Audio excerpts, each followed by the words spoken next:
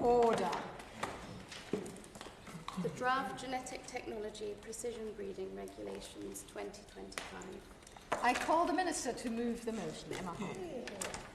Thank you, Madam Chair, and it's a pleasure to serve under your chairwomanship. And I beg to move that the committee has considered the draft Genetic Technology Precision Breeding Regulations 2025, which were laid before the House on the 25th of February. These regulations implement the Genetic Technology Precision Breeding Act 2023 for precision-bred plants in England. They provide the practical and technical detail to implement a new science-based and proportionate regulatory system for precision-bred plants as set out in the Act. The territorial application of these regulations is England only and covers the environmental release and marketing of precision-bred plants as well as their use in food and feed in England. This includes a process administrated by DEFRA to confirm that plants are precision-bred, not genetically modified, before they can be marketed. It also establishes a food and feed marketing authorisation process administered by the Food Standards Agency, which allows products to be placed safely on the market. The regulations also outline details for public registers and enforcement. Today, by passing this secondary legislation, I believe we have the opportunity to transform and modernise our food system to make it fit for the future. The 21st century agricultural system faces significant challenges. It must provide enough food to meet the growing demand whilst becoming more sustainable. It must also survive the threat to productivity posed by climate change. Food security is national security, and to help us achieve this, we need innovation in fundamental sectors like plant breeding. Precision breeding would be transformative for this sector, enabling innovative products to be commercialised in years instead of decades, and we don't have decades. Through precision breeding, crops can be developed that are more resilient to climate change, resistant to pests and diseases, and more beneficial to the environment. In turn, this will increase food production, reduce the need for pesticides and fertilisers, lower emissions, and reduce costs for farmers. However, to capture these benefits, we need a regulatory framework with a sound science base that encourages innovation. The scientific consensus across key advisory committees and institutes is that precision-bred organisms pose no greater risk to human health or the environment than traditionally bred organisms.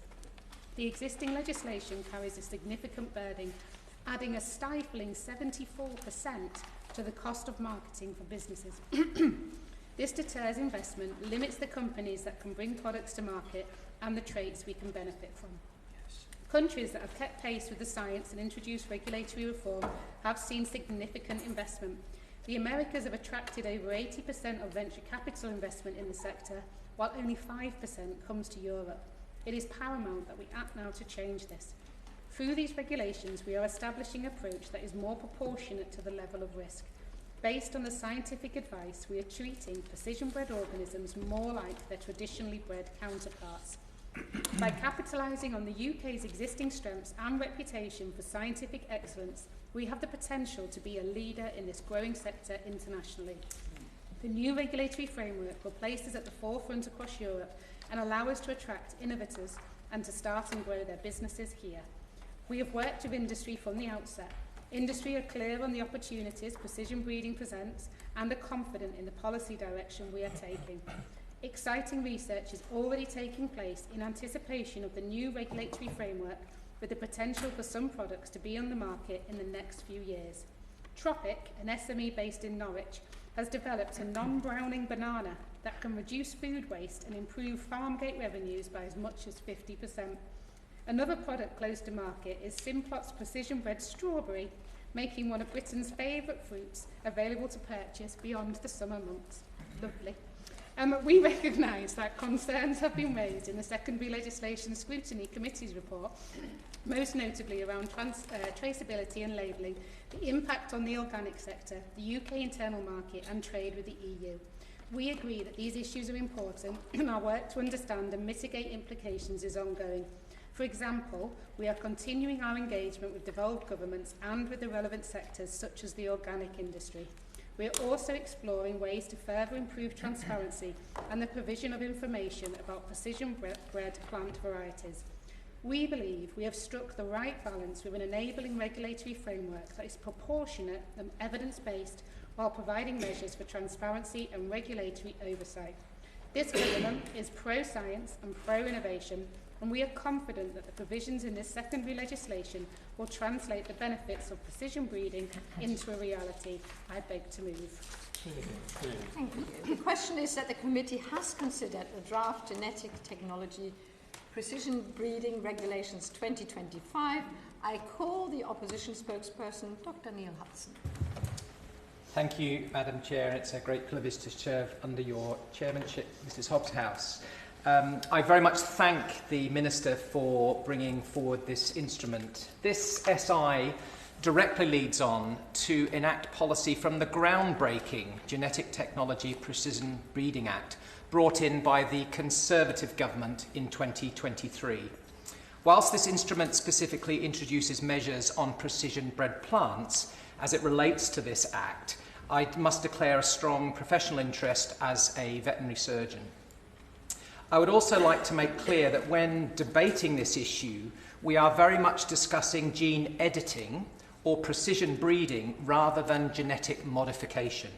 It is incredibly important we make that distinction because the methods are very different. Gene editing is different to genetic modification, where genetic material from an exogenous or unrelated species can be introduced. This does not happen in gene editing, a process where any changes must be equivalent to those that could have been made using traditional plant or animal breeding methods. Gene editing, therefore, speeds up the natural process. Does the Minister agree with me that this distinction is acutely important, and we must articulate this, particularly as there are concerns in the public about the use of genetic modification, and this enabling legislation, furthermore to the groundbreaking Precision Breeding Act, is a fantastic innovation that we need to welcome and embrace, and if we clearly articulate it to the public, they will come on board with us. Yeah. To return to the instrument that we are considering here, I very much welcome the government's decisions to follow the Conservatives and lay these regulations. As I said earlier, this instrument implements the Genetic Technology Precision Breeding Act of 2023, introduced by the last government. Precision breeding, Madam Chair, has incredible potential. For example, it could lead to increased resilience to pests, diseases, and indeed the adverse impacts of climate change. As this instrument relates to plants, it will help to support food production by introducing desirable traits in plants and crops that could otherwise take many years to develop. It could help improve the nutritional content of plants or make plants more resistant to the threats that they face, including disease and indeed extreme weather events. All this will be a vital tool in the fight for food security in the UK and around the world, with climate-resilient crops meaning a reliable supply of the food those living in certain climates depend upon. It also has environmental benefits too, as it reduces the need for pesticides and indeed fertilisers. In other words, this can be a win-win for producers, consumers and the precious environment alike.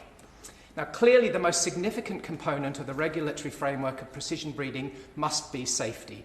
I hope that the Minister will take a moment to reassure us that DEFRA and the Food Standards Agency will regularly review risk and ensure that all precision-bred plants and crops are safe to be marketed for use in food and as a feedstuff. Does the Minister agree with me that precision-bred products should not be authorised if they are in any way a risk to animal or human health?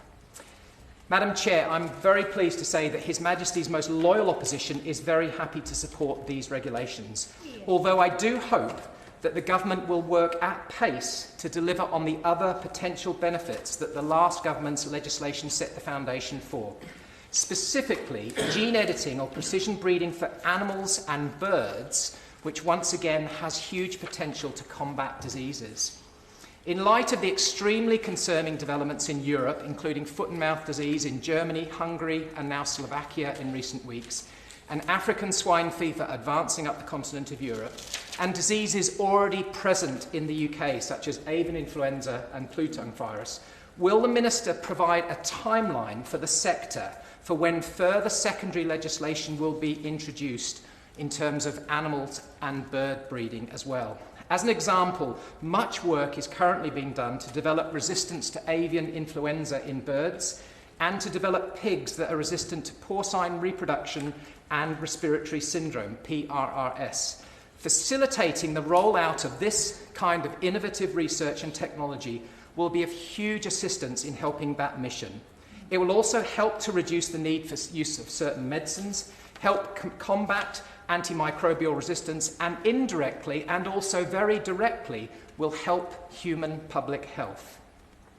I note that this current SI, the territorial application, is England only. So can I ask the Minister, what discussions has the Minister had with the devolved administrations so that this technology can benefit all of the United Kingdom? Now, the Minister will be very familiar with my repeated calls for action on the Animal and Plant Health Agency in Weybridge. But once again, I ask this particular Minister, as I've asked her colleague many, many times, to make the case to Treasury for the £1.4 billion of additional funding needed to urgently redevelop its HQ. This programme was started under the Conservatives with £1.2 billion committed in 2020, and I note the Labour government has committed an additional £208 million. For the sake of agriculture, animal health, rural mental health, biosecurity and indeed national security, please will the Minister and her other DEFRA colleagues continue to press this case with the Treasury. And finally, Madam Chair, I conclude by reiterating that we, His Majesty's most loyal opposition, are very pleased to support this statutory instrument, and we look forward to the Government bringing forward further legislation on animals and birds in speedy fashion. Thank you. Minister to respond. No, I will, but I didn't know if... Thank you very much indeed, Mrs. Hobhouse, for your calling me, and it's a pleasure to serve under your chairmanship. I wasn't going to say a great deal to this, but I just wanted to say that the Minister is quite correct in bringing this forward. Plainly, it's got its provenance in the measures taken by the previous government. I'd be very interested to know, since she mentioned where most of this work is currently underway, how much she expects this to boost the sector in this country, whether she's had any discussions with the European Union, who will probably take a fairly dim view of some of this. One of the benefits of leaving the European Union is we can actually do some of this, whereas previously it was extremely difficult to.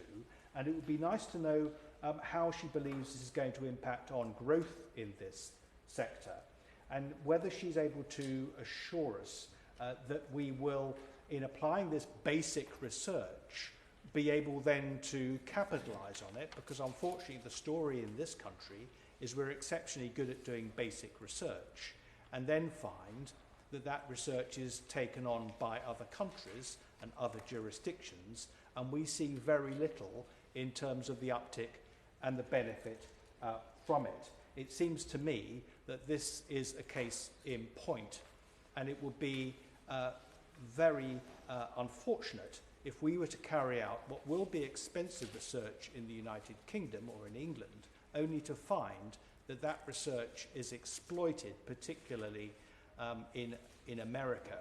And it would be good to know from the Minister what she is doing to make sure that is not the case, and whether she intends for the government to offer any fiscal or other encouragement to companies that might be seeking to exploit our basic research. Thank you. May I remind anybody, if you do want to speak, please indicate that you do want to speak, but if I don't have anybody else who wants to contribute, Minister to respond. Thank you very much. I'd like to thank the most loyal opposition for their support with this SI and for everyone who's spoken.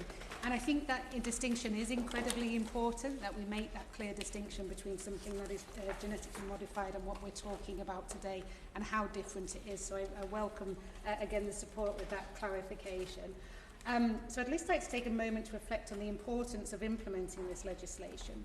Without it, the potential of precision breeding cannot be realised. The existing legislation carries a significant burden, limiting which companies can bring products to the market and which crop species traits we can benefit from. The overwhelming scientific advice is that it is not proportionate to apply this legislation to plants produced by modern biotechnologies when those plants could have resulted, and that's the key point the Honourable Gentleman was making, that it's the same plants that could have resulted from traditional breeding processes. These regulations provide a scientific-based approach and it's proportionate to make. So I'm just going to cover some of the points covered by the contribution. So on animals and birds, and I do genuinely recognise the Honourable Gentleman's professional and real feelings about animals on this. And I know that you're keen to know more about the government's plans for implementation for the Act for Animals. So while we're continuing the research that supports policy development of the Animal Welfare Declaration, no decision at this moment has been taken on bringing forward legislation to implement the Genetic Technology Precision Breeding Act 2023 in relation to precision-bred animals. And because the scope of the regulations today is on plants only, I haven't got any further information on that area, but there are no decision has been taken at this moment. Would the Minister give way on that point? Yeah. I note that there's no decision being taken with regard to animals. I specifically asked about animals and birds, and we have the pressing situation of avian influenza in this country, and there is technology currently underway in this country looking at developing birds that are resistant to this horrific disease. Can I press the Minister, please make the case to DEFRA to actually enable this for animals and bird breeding forthwith, and can she write to the committee with an update as to when DEFRA will actually bring forward that SI? Minister. Happy to clarify, it's animals and birds. I mean, I can attempt to provide further information, but I say at the moment there aren't any, without appearing deliberately vague, no decision has been taken. However, if and when a decision is, I will make sure the Honourable Gentleman knows about it. Would you give one final point? Only because it's you. Thank you. Can the decision be made quickly? I'll take that point back to my honourable friend, the Farming Minister. Okay, and then the other questions asked about the assurance on risk.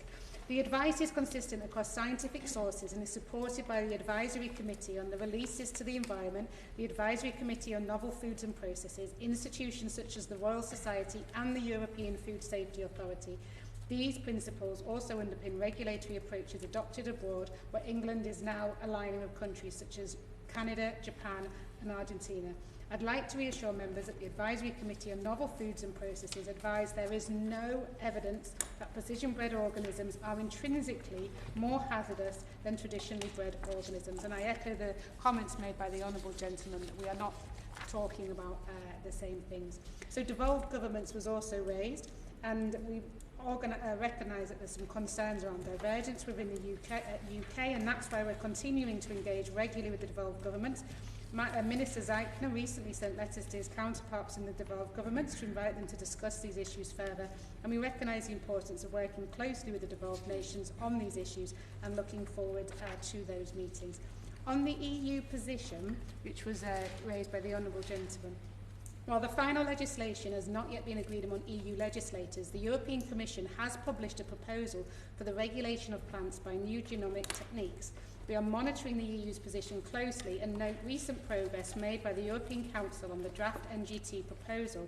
This proposal is similar in aim to the Genetic Technology Precision Breeding Act 2023, but it will take some time before new legislation is implemented in the EU. And however, we don't have time to wait. As I mentioned in my... Yes, of course. I think the Minister for giving way. The point made by the Honourable Gentleman opposite was about the danger of doing research in this country and it being used by other countries, and I take the point that he's making, but is there not an opportunity with this particular technology to use it in developing countries and actually support actually the issues of famine in those countries? I thank my honourable friend for his, as always, very thoughtful contribution in demonstrating the care that we have for other countries around the world. I think this is generally a good and innovative technology that can be used to benefit many people. As we were talking about resistance to pests, changes to climate change, all of these things I think will be of benefit to many people. But as I say, in terms of the EU's position, while they seem to be moving in this area, we are diverging and we don't have time to wait. I'm going to just try and answer your question, and then you're very welcome to intervene. A report by Breakthrough Institute and Alliance for Science estimates that the EU's current regulations on gene editing could result in an annual economic opportunity cost of 182 to 356 billion in the EU. This is why we want to act now to place English scientists and breeders at the forefront across Europe to make the most of opportunities presented by precision breeding technologies. Dr. Well, Andrew Lewis. Mrs. pretty much answered the question I was going to put to her, which is what assessment has she made of the competitive advantage? I'm trying to be helpful to the government because I know it says it wants lots of growth. Well, this is an opportunity, isn't it, to get growth. To get growth, we need competitive advantage, not just with the States, but also with the European Union. So my question really is how much she thinks we're going to be advantaged by this legislation. And I think she's given me a figure which sounds like a lot of money.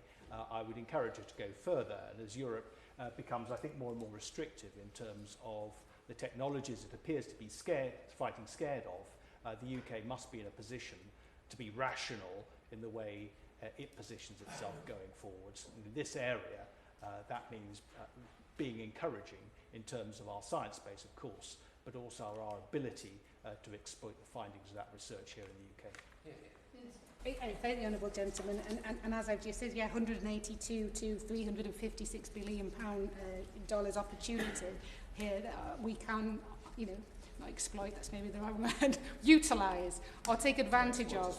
Exploit is fine. Capitalise, thank you very much. Capitalise on, because we're going to be, we're the first country that's taking this through. However, as I have noted, the EU position does seem to be moving on this. However, we recognise that will take some time, whereas hopefully we're going to be passing RSI today. So on that note of passing RSI today, thank everybody for their contributions, the opposition for their support, and I beg to move. The question is that the committee has considered the draft Genetic Technology Precision Breeding Regulations 2025. As many as are of that opinion say aye. Aye. Of the contrary, no. I think the ayes have it, Order.